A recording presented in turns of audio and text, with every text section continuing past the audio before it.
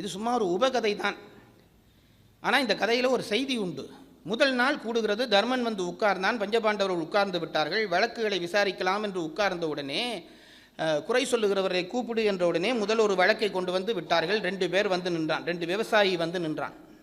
இது போய் பாரதத்தில் தேடாதீங்க, இருக்காது. சிலது பேச்சாளர்களும் கொஞ்சம் டூப்பு விடத்தானே வேணும், அது எங்களுக்கு லைசன்ஸ். ஆனால் இது நான் சொன்ன டூப் இல்லை, இது பரம்பரையாக சொல்ல வர்ற டூப்பில் உண்டு. உட்கார்ந்தான். இவன் வந்து உட்கார்ந்தான். உட்கார்ந்து முதல் வழக்கு 2 விவசாயிகள் வந்தார்கள். தர்மன் கேட்டான், என்ன வழக்கு என்று கேட்டான். ஒரு விவசாயி சொன்னான், எனக்கு இருந்த நிலத்தை நேற்றைக்கு முதல் நாள் இவன் என்னிடம் விலைக்கு வாங்கினான். அதில் ஏதாவது வழக்கா? வரம்பு போட்டதில் பிழையா? அதெல்லாம் ஒன்றும் பிழை இல்லை சார், வழக்கு வேற. என் நிலத்தை முந்தா நாள் இவன் வாங்கினான். பிரச்சனை என்ன என்று கேட்டான் தர்மன். என்ன பிரச்சனை என்று கேட்டான். நான் என்னிடம் வாங்கிய நிலத்தை இவன் நேற்று உழுதான். உழுகிற பொழுது இவன் ஏர் போட்டு உழுது கொண்டு போகிற பொழுது நங்கென்று ஒரு சத்தம் கேட்டது. அந்த சத்தம் கேட்ட உடனே இவன் அந்த இடத்தை கிண்டி பார்த்தான். ஒரு பெரிய பானை நிறைய வைரூரியங்கள் நிறைந்து கிடந்தன. நவரத்தினங்களும் நிரம்பி கிடந்த ஒரு பானை அதற்குள்ளே இருந்தது. இப்போ தர்மன் சொன்னா, ஓஹோ அதுதான் வழக்கா? இப்போ என்ன, முந்த நாள் நீ வித்த காணி, இன்றைக்கு அவன் அதிலிருந்து பொன்பானையை எடுத்துட்டான், உனக்கு சொந்தம் என்கிறாய், அப்படித்தானே என்றான். அது அப்படி நான் சொல்லுவேனா? வந்தவன் சொன்னான், அது இல்லை சார் பிரச்சனை, நான் நேற்று காணியை வித்துட்டேன். இந்த பயல் உழுது அந்த பொன்பானையை எடுத்தவன் நேற்று தானே உங்கள்கிட்ட காணி வாங்கினேன், ஆகவே இந்த பானை எனக்கு சொந்தம் இல்லை, உங்களுக்கு சொந்தம் இல்லை, உங்களுக்கு தான் சொந்தம் என்று வந்து நிற்கிறான். தர்மன் அவனை பார்த்தான். அவன் சொன்னான், சார் என்னதான் இருந்தாலும் நான் நேற்று தான் வாங்கி உழுதேன், அது வரைக்கும் இவருக்கு தானே காணி, இந்த பானை இவருக்கு தான் சொந்தம் என்றான். அவனை பார்த்தான் தர்மன். அவன் சொன்னான், எப்போ நேற்று வித்துட்டனோ பானை அவனுக்கு தான் சொந்தம், எனக்கு சொந்தம் இல்லை என்றான். இப்படியும் ஒரு வழக்கா? தர்மனுக்கு இதுக்கு என்ன தீர்ப்பு சொல்கிறேன்னு தெரியல. போயிட்டு நாளைக்கு வாங்கடா தீர்ப்பு சொல்கிறேன்னுட்டா. அடுத்த நாள் வழக்கு சபை கூடியது. வந்தான். இப்போ வந்தோடனே அவனை பார்த்து, என்னப்பா என்ன முடிவு பண்ணீங்கன்னு கேட்டான். காணி வித்தவன் சொல்கிறான், அந்த பேச்சுக்கே இடம் இல்லை, முந்த நாள் தானே நான் விற்றேன், பானை எனக்கு தான் சொந்தம் என்றான். நேர்கீழ் தலைகீழாக சொல்கிறான். அவனை பார்த்தான். எப்போ விற்று கையெழுத்து போட்டானோ எனக்கு தான் சொந்தம், பானை எனக்கு தான் சொந்தம் என்றான் அவன். தர்மனுக்கு ஒன்றும் புரியல. கிருஷ்ணனை பார்த்தான். என்னையா இது நடக்குதுன்னு கேட்டான். ஒன்றும் இல்லை, நேற்று ராத்திரி கலியுகம் பிறந்துட்டு அதான்டா இது என்றான். பிறந்த பொழுதே இந்த கோளாறு என்றால் இப்போ வளர்ந்து நிற்குது, கலியுகம் வளர்ந்து நிற்குது. தயவு செய்து புரிந்து கொள்ளுங்கள். இந்த காலத்தில் இருந்து எப்படி நாம் தப்ப போகிறோம், இதுதான் இப்போ கேள்வி. பிழை பிழை பிழை என்று பிழையை சொல்லி போவதற்கு ஒரு பேச்சா? பிழையிலே இருந்து நாம் மீள்வது எப்படி? தயவு செய்து அதை நாம் தெரிந்து கொள்ள வேண்டும். ஏனென்றால் அன்றாடம் இருள் நோக்கி நகருகிறோம். காலம் பிழைத்து விட்டது. காலத்திலே நாம் நகர்கிற எந்த பிழையும் இனி பிழைதான். நான் இப்போ சொல்றது உண்டு பாருங்க, மற்றவர்களை இனி திருத்த முடியாது. என்னையா இப்படி நம்பிக்கை இல்லாமல் பேசுகிற? திருத்த முடியாது சார். இங்கே பாருங்க, நான் உங்களுக்கு சொல்கிறேன். ஒரு பஸ் இந்த வீதியில் பிரேக் இல்லாமல் வருகுது. நீ புத்திசாலிண்டா என்ன பண்ண வேணும்? ஒதுங்கிட வேணும். பஸ்ஸை நிறுத்துறேன்னு போய் முன்னுக்கு நின்றால் அந்த கதை தான் இன்றைக்கு. இப்போ கலியுகம் என்கின்ற பஸ் பிரேக் இல்லாமல் வந்து கொண்டிருக்கிறது. நீ செய்யக்கூடியது, நான் ஒவ்வொருவருக்கும் சொல்லுகிறேன், தனி மனிதர்களாக ஒதுங்கிக் கொண்டு உங்கள் ஒழுக்கத்தை காத்துக்கொள்ளுங்கள். மோதுகிறேன், சமுதாய புரட்சி செய்கிறேன் என்று போகிறவன் அவனை அடித்து தள்ளிவிட்டு போகிறது இந்த கலியுகம். என்றால் அதுக்கு தோன்றிய காலம், அது தீமைக்காகவே பிறந்த காலம். அந்தந்த காலம் அதற்குரிய வேலையை செய்துதான் தீரும். நம்ம விதி அந்த காலத்தில் பிறந்துட்டோம் சார். குரு மரியாதை உண்டா? பத்தினிக்குரிய பண்பு உண்டா? இதெல்லாம் இப்போ புரட்சி என்கிறார்கள். ஒழுக்கம் இல்லாமல் பெண் வாழ்ந்தால் அது புரட்சி இன்றைக்கு நாங்கள் சொல்லுகிறோம். ஏன் கணவனை மதிக்க வேண்டும்? இப்போ கேள்வி. அப்படி ஒருத்தர் பேசிட்டா அவள் பெரிய அறிவாளி, கணவனே வேண்டாம் என்றால் அவளை விட பெரிய அறிவாளி. இதுக்கு பத்திரிகை இடம் கொடுக்கிறது, டிவி இடம் கொடுக்கிறது. ஒரு துறவி கெட்டுட்டான் என்றால் இன்றைக்கு அது துறவிக்குரிய ஒரு பெரிய லைசன்ஸ். அப்படியெல்லாம் ஆக்கிவிட்டோம். என்ன ஆகிறது என்றால் அன்றாடம் அந்த பஸ் பிரேக் இல்லாமல் வேகமாக வருகிறது. தடுக்க முடியாது. தடுத்தால் அவன் அவுட். அவுட் ஆனவனுக்கு கோட்டும் காப்பாற்றாது. நான் சொல்கிறது உங்களுக்கு புரியுதா? ஒரு துறவி பிழையாக வந்து தடுக்க போனால் உன்னை அவுட் ஆக்கிடுவான். கோட்டும் துறவி தான் சரி என்று சொல்லும். பொதுப்பட சொல்லுகிறேன். ஏனென்றால் பிழை பலத்தோடு இருக்கிற காலத்திலே பிழையை நீ தனித்து நின்று தடுக்க முடியாது. நீயாவது ஒதுங்கிக்கொள். பிழைகளிலே இருந்து நீயாவது ஒதுங்கிக் கொண்டால் நான் சொல்வது இவ்வளவுதான். அப்போ நீதானே சொல்கிறாய் காலப்பிழை என்கிறாயே. நீ ஒதுங்கினாலும் அந்த காலம்தானே உன்னை விழுங்கப் போகிறது. ஒன்றுமில்லை. அப்படி ஒவ்வொருவராக விலகி நல்லவர்கள் ஒன்று சேர்ந்து கையை கொடுங்கள். நல்லவர்கள் ஒன்று சேர்ந்து ஒருவருக்கொருவர் கைப்பிடியுங்கள். தனியே பஸ்ஸை நிறுத்த முடியாது. 1000 பேர் சேர்ந்து இழுத்து பிடித்தால் பஸ் நிற்கும். பழையபடி முதல் யுகம் பிறக்கும். அந்த யுகத்துக்கு இந்த உலகத்தை கொண்டு போவதற்கு சத்தியத்தை பேணுகிற ஒரு சிலராவது தேவை. அதை நோக்கி நகர்த்துவதற்குத்தான் இன்றைக்கும் திருக்குறள் பேசுகிறோம், இன்றைக்கும் கம்பன் பேசுகிறோம், இன்றைக்கும் பாரதம் பேசுவதற்கு காரணம் பொழுதுபோக்கல்ல, எங்களுக்கு பிழைப்பல்ல. இதை சொல்லி ஒரு 10 பேராவது ஒன்று சேர்ந்து ஒரு பலமாக திரண்டோமானால் பழையபடி முதல் யுகத்தை வரப்பண்ணலாம். அந்த நம்பிக்கையை அடிப்படையாக கொள்ளுங்கள். முதல் நீங்கள் உங்களை ஸ்திரப்படுத்துங்கள். சத்தியமாக வாழ்வேன் என்று நினையுங்கள். நான் சொல்லுகிறேன் பாருங்கள், என்ன ஆயிற்று என்றால் இன்றைக்கு இருக்கிற பெரிய கொடுமை, தீமை ருசி எல்லாருக்கும் பரவிவிட்டது. நன்மையினுடைய ருசியே தெரியவில்லை. தர்ம காரியங்களினுடைய ருசி இன்றைக்கு ஒருவருக்கும் தெரியவில்லை. ஒரு புறம் பேசுவதிலே, ஒருவனிலே பொறாமைப்படுவதிலே அந்த டேஸ்ட் இன்றைக்கு ரொம்ப வளர்ந்து விட்டது. நான் சத்தியம்தான் பேசுவேன் என்று நினைத்து பாருங்கள், அதனுடைய பலம் என்ன என்று தெரியும், அந்த ருசி என்ன என்று தெரியும்.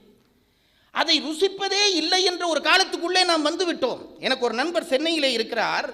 எனக்கு ரொம்ப ஆச்சரியமா இருக்கு. இன்றைக்கும் இந்த காலத்துக்குள்ளே வாழலாம் என்ற நம்பிக்கை அப்படி ஒரு சில பேரை பார்க்கறதாலே தான் வருகிறது. நான் மேடையிலே பேசி ஒரு பெரிய அறிவாளி போல இறங்குவேன். அந்த பையன் என்னை வந்து ரொம்ப சாதாரணமாக பேசுவார். நான் ஏதோ அவனுக்கு குரு மாதிரி ஆரம்ப காலத்திலே நானே நினைச்சு கொண்டேன். அதற்கு பிறகு அவனுடைய வாழ்க்கை பார்த்த பொழுது வியந்தேன். சத்தியமாக சொல்ல, ஒரு நாள் அவன் சொன்ன செய்திக்காகத்தான் இதை அவனை பற்றி சொல்லுகிறேன். நான் பெயரெல்லாம் குறிப்பிடவில்லை. அவன் ஒரு நாள் வந்து சொன்னான், சார், நான் ஒரு விரதம் மேற்கொள்ளலாம் என்று நினைத்தேன். என்ன விரதம் என்று கேட்டேன். பொய் சொல்வதில்லை என்று ஒரு விரதம் மேற்கொண்டேன்.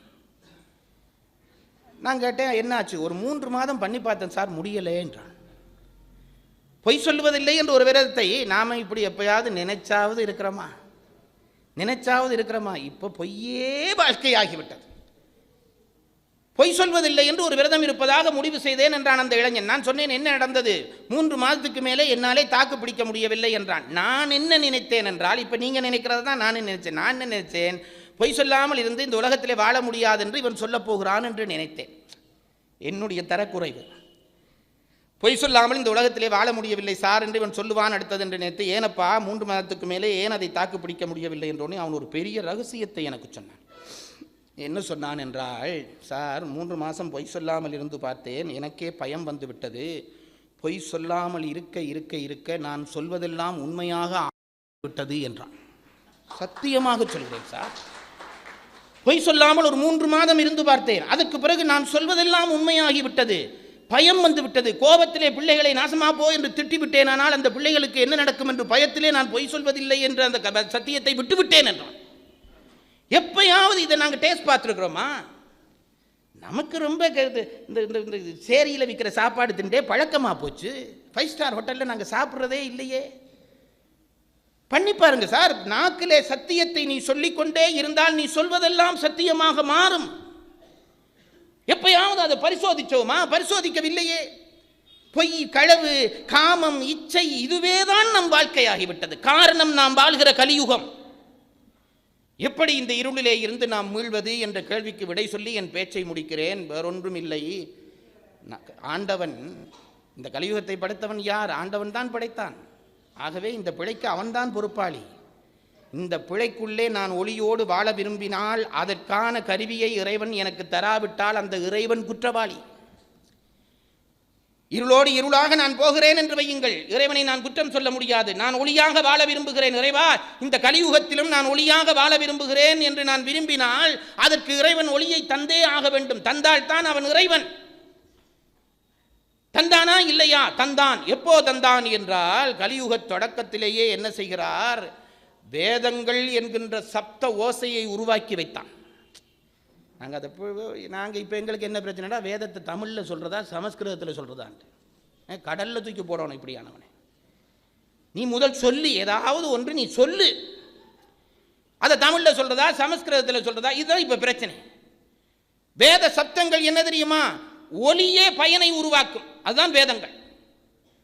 இப்போ தமிழில் வேதம் சொல்லுகிறோம், இங்கிலீஷில் வேதம் சொல்கிறோம், இதெல்லாம் ஒன்றும் வேணாம் சார். வேதம் என்னவென்றால் அதற்கு பொருள் பயன் இல்லை, ஓசை பயனே உண்டு, அதுதான் வேதம். இருக்கு, யசூர், சாமம், அதர்வம் என்று 4 வேதங்களை வியாசர் வகுத்து வைத்தார்.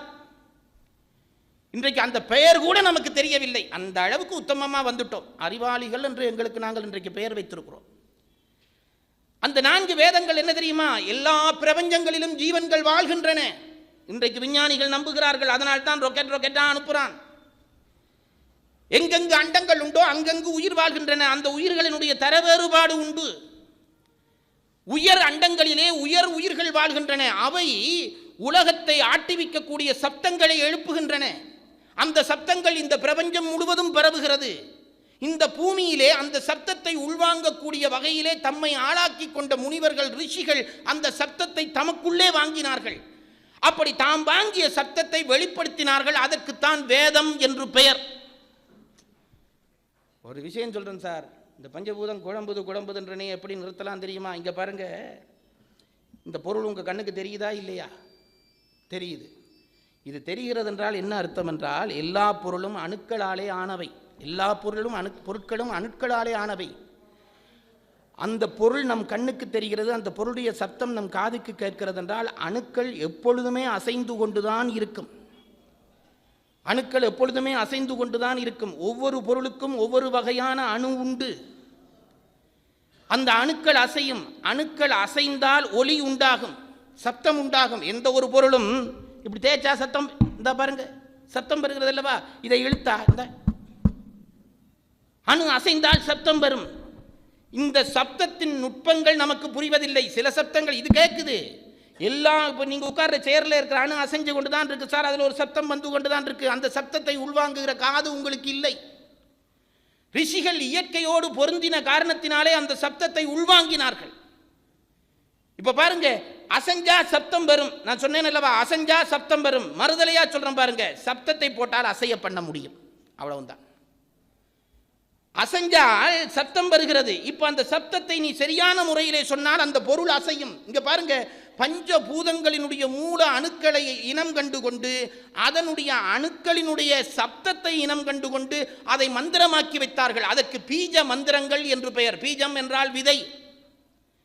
பீஜ மந்திரம் என்றால் அந்தந்த பொருள்களுக்குரிய மூல விதையாக இருக்கக்கூடிய சப்தங்கள். அந்த சப்தங்கள் மந்திர ரூபமாக நம் கைவசம் உண்டு, நமக்கு தெரியவில்லை. முறைப்படி அந்த அணு அசைவோடு அந்த மந்திரத்தை சரியான முறையிலே நீ சொன்னால் அந்த அணுவை அசைக்க செய்ய முடியும். அசைவினாலே சப்தம் வந்தது, சப்தத்தினாலே அந்த அணுவை அசைக்க செய்யலாம். கடல் பொங்குகிறதா? உண்மையான ஒரு அந்தணன் உண்மையான ஒழுக்கத்தோடு உண்மையான அந்த மந்திரத்தை உண்மையான முறையில் சொன்னால் பொங்கிய சுனாமி அடங்கும். கைவசம் வைத்திருந்தும் உலகத்திற்கு சொல்ல தெரியாத ஏழைகளாக வாழ்கிறோம். மந்திரங்கள் அத்தனை சக்தி கொண்டவை. இந்த மந்திரம் கடலளவு விரிந்து கிடந்தது என்கிறார்கள். கலியுகத்திலே இது நிற்காது என்று தெரிந்து இறைவன் வியாசன் என்ற ஒரு பெருமுனிவனை அனுப்பினான். அவன் விரிந்து கிடந்த வேதங்களை சுருக்கி 4ஆக வகுத்தான். இருக்கு, யசூர், சாமம், அதர்வம் என்று 4 வேதங்களாக வகுத்தான். ஒவ்வொரு வேதங்களுக்கும் சாகை என்ற பிரிவுகள் உண்டாக்கினான். இந்த கொடுமை சொல்ல போகிறேன் உங்களுக்கு. ஒவ்வொரு வேதங்களுக்கும் சாகை என்று பிரிவுகள். ஒவ்வொரு வேதத்திலும் இத்தனை சாகை என்று உண்டு. 4 வேதத்திலும் மொத்தமாக காஞ்சி பெரியவர் எழுதுகிறார் 1180 சாகைகள் இருந்தன. இதெல்லாம் நமக்கு எதுக்கு சார், சும்மா சொல்றேன், கொஞ்சமாவது உங்க இனத்தை பற்றி நீங்க தெரிஞ்சு கொள்ளுங்களேன். 1180 சாகைகள் இருந்தன. இதிலே சாம வேதத்திலே மட்டும் 1000 சாகைகள். சாம வேதம் என்றால் என்ன தெரியுமா? இசை. இறைவனை வசப்படுத்த நீ வேற ஒன்றும் பண்ண வேண்டாம், நல்ல சுருதியோடு சேர்ந்து ஹும்காரம் பண்ணு, இறைவன் உனக்கு பக்கத்தில் வந்துடுவான். சங்கீதம் தான் இசைக்கு கடவுளை அடைவதற்கு சுலபமான வழி. அதனால்தான் ராவணன் கூப்பிட்டோன்னு சிவபெருமான் ஓடி வந்தார். அந்த இசையினுடைய வேதமாக இருக்கக்கூடிய சாம வேதத்துக்கு 1000 சாகைகள், மிச்சம் 180 சாகை, மிச்சம் 3 வேதத்துக்கும். இதை செய்துவிட்டு வியாசர் சொல்லுகிறார், இந்த வேத ஓசையை சரியான முறையிலே எழுப்பிக் கொண்டிருந்தால் கலிபுருஷன் உயரமாட்டான். ஆவேசம் கொள்ள மாட்டான். அவனை அடக்குவதற்கு ஒரே வழி இந்த வேத ஓசையை உண்டாக்க வேண்டும். நாங்கள் திராவிடர் ஆரியர் என்னமோ பண்ணி ஐயா, வேதத்துக்கும் இந்த வடமொழி பிரச்சனைக்கும் சம்பந்தமே இல்லை. நான் சொல்கிறது பாருங்கள், சப்தம் பயன் செய்யும். சில இடங்களிலே சப்தம் பொருளாகி பயன் செய்யும், சில இடங்களிலே சப்தம் நேரடியாக பயன் செய்யும். இப்போ அம்மா என்கிறேன், அப்போ அம்மா என்று பொருளாகி உங்களுக்கு பயன் செய்கிறது. இப்போ நான் உங்களை வீதியில் கேட்குறேன், இப்போ போகிறது ஒரு கார் போகிறது, ஹோன் அடிக்கிறான், அது சப்தம் கேட்டோன்னே தமிழனும் விளத்துறான், வடநாட்டுக்காரனும் திறத்துறான், தெலுங்குக்காரனும் விளத்துறான், தமிழனும் விளத்துறான், இலங்கைக்காரனும் விளத்துறான். இப்போ அந்த சப்தத்துக்கு என்ன மொழியா சொல்லிச்சு விளத்து என்று அந்த சப்தமே பொருளாகிற பொழுது அதற்கு மொழிபெயர்ப்பு தேவையில்லை. வேதங்கள் சப்த பயன் செய்பவை, அதற்கு போய் மெனக்கட்டு மொழிபெயர்ப்பு செய்ய போகிறேன் என்கிறாயே. நமசிவாய என்ற மந்திரத்தை மொழிபெயர்த்தால் நமசிவாய தான். ஓசை பயன் தருவதற்கு மொழிபெயர்ப்பு கிடையாது, அது வெறும் ஓசை. கார் ஹோன் அடிச்சுட்டு இது தமிழில் அடி என்று சொல்லி பார்க்கலாம், அவனை நீ எவ்வளவு முட்டாளாய் நினைப்பாய். அப்படித்தான் வேதங்களை மொழிபெயர்ப்பது. இந்த வேத ஓசையை பழையபடி நாம் கிளப்ப வேண்டும். ஒரு ஆபத்தை சொல்லுகிறேன், காஞ்சி பெரியவர் எழுதியதை வைத்துக்கொண்டு சொல்கிறேன். அந்த 1180 சாகையிலே இன்றைக்கு கிடைக்கக்கூடியதாக இருப்பது 8 சாகை தான். மிச்சம் எல்லாம் அழிஞ்சு போச்சு சார். அழிஞ்சு போச்சுன்றா அழிஞ்சதாக நினைக்காதீங்க. கலியுகம் மறைச்சிட்டுது, இருள் மறைச்சிட்டுது. இனி முதல் கிருதாயுகம் வருகிற பொழுது அது திருப்பி வரும். ஆனால் இன்றைக்கு இல்லை. 8 சாகைகள் தான் மிச்சமாக இருக்கிறது. அதை எங்கோ தேடி கண்டுபிடிக்கிறேன் என்கிறார் காஞ்சி பெரியவர். பழைய பெரியவரை சொல்லுகிறேன், எழுதுகிறார் சார். இங்க பாருங்க, எல்லா சைவ கோயிலுக்கும் எது அடிப்படை என்று கேட்டால் உடனே பிராமணன்ல இருந்து கோயில் முதலாளி வரை என்கிறான் ஆகம விதிப்பிரகாரம் அமைக்கிறேன் என்கிறான். எங்கள் கோயில் ஆகம ஆகமத்தை பற்றி உனக்கு என்ன தெரியும்?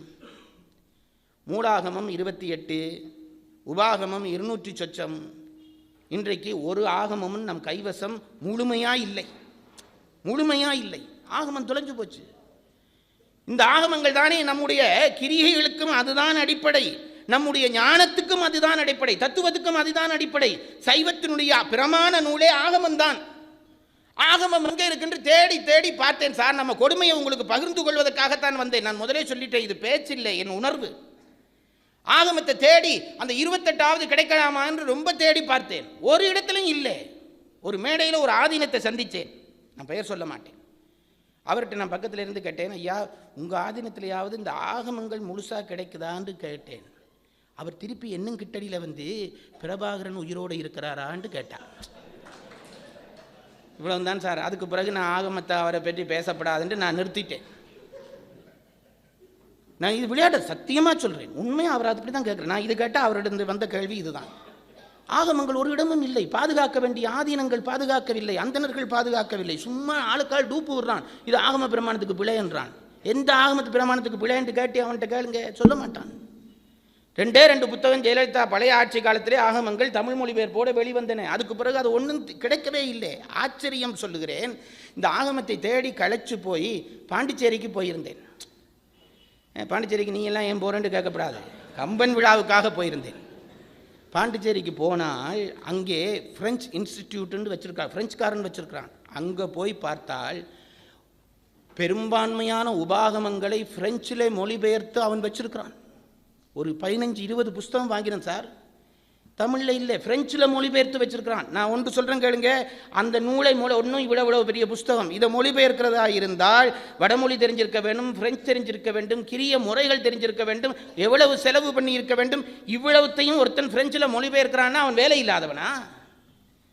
நாங்கள் தமிழில் இல்லாமல் இன்றைக்கும் பெருந்தமிழர்கள் என்று பேசிக்கொண்டிருக்கிறோம், பெரும் சைவர்கள் என்று பேசிக்கொண்டிருக்கிறோம். வெட்கி தலைகுனுவதை தவிர வழி இல்லை. அப்போ இந்த கலியுகத்திலிருந்து நம்மை காப்பாற்ற வேண்டுமானால் வேதங்கள் காப்பாற்ற வேண்டும். வேதங்கள் பல பேருக்கு புரியவில்லை என்பதற்காக அதை 4 படிகள் இறக்கினார்கள். 4 படிகள் நம் மூதாதையர்கள் இறக்கினார்கள். வேதம் புரிய இல்லை, சப்த பயனை எல்லாருக்கும் புரியுமா? புரிய இல்லை. அப்ப வேதத்தில் இருந்து ஆகமம் வந்தது, அதுவும் புரிய இல்லை. ஆகமத்தில் இருந்து புராணம் வந்தது, புராணங்கள் 14 புராணங்கள் படி புராணம் வந்தது, அதுவும் பல பேருக்கு புரிய இல்லை. புராணத்தில் இருந்து இதிகாசங்கள் வந்தன. இதிகாசங்கள் எவை என்று கேட்டால் ராமாயணம், பாரதம், சிவரகசியம். இங்க பாருங்க, வேத செய்தி தான் ஆகமமாகி புராணமாகி இதிகாசமாகியது.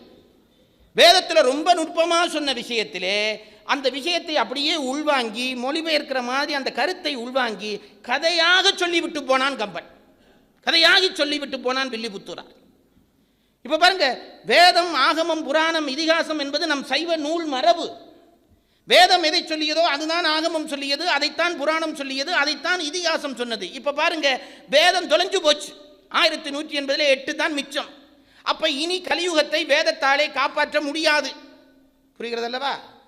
இருந்தா தானே காப்பாற்றுறதுக்கு, அதுவே இல்லையே, காப்பாற்ற முடியவில்லை.